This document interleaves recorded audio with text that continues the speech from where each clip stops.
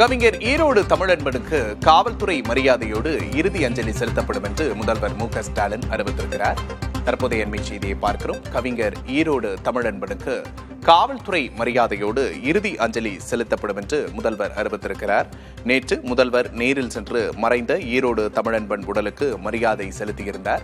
இந்த நிலையில் கவிஞர் ஈரோடு தமிழன்பனுக்கு காவல்துறை மரியாதையோடு இறுதி அஞ்சலி செலுத்தப்படும் என்று முதல்வர் மு.க.ஸ்டாலின் அறிவித்திருக்கிறார். அண்மை செய்தியாக பார்க்கிறோம்.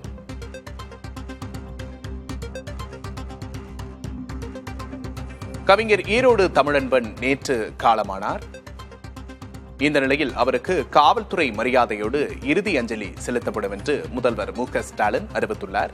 நேற்று அவரின் இல்லத்திற்கே சென்று முதல்வர் மரியாதை செலுத்தியிருந்தார். இந்த நிலையில் தற்போது முதல்வரின் அறிவிப்பு வெளியாகியிருக்கிறது. இறுதி காலம் வரையிலும் தமிழுக்கு தொண்டாற்றியவர் கவிஞர் ஈரோடு தமிழன்பன் என்று முதல்வர் புகழஞ்சலி செலுத்தியிருக்கிறார்.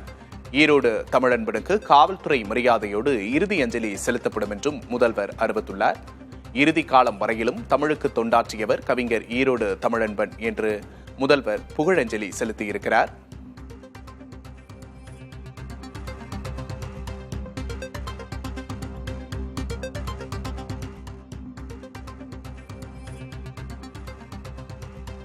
கவிஞர் ஈரோடு தமிழன்பனுக்கு காவல்துறை மரியாதையோடு இறுதி அஞ்சலி செலுத்தப்படும் என்று முதல்வர் அறிவித்துள்ளார்.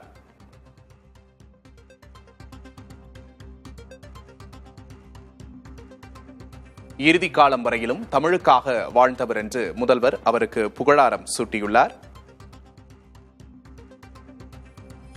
ஆசிரியர், மரபு கவிஞர், கவியரங்க கவிஞர், புதுக்கவிதை கவிஞர், சிறுகதை ஆசிரியர் என்று பல்வேறு பன்முக தன்மைகளை கொண்டவர் ஈரோடு தமிழன்பன்.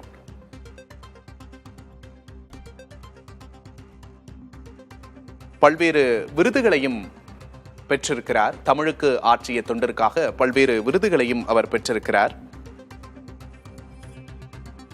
நெஞ்சின் நிழல், சிலிர்ப்புகள், தீவுகள் கரையேறுகின்றன, தோணிகள் வருகின்றன என்று பல புத்தகங்களையும் எழுதியிருக்கிறார்.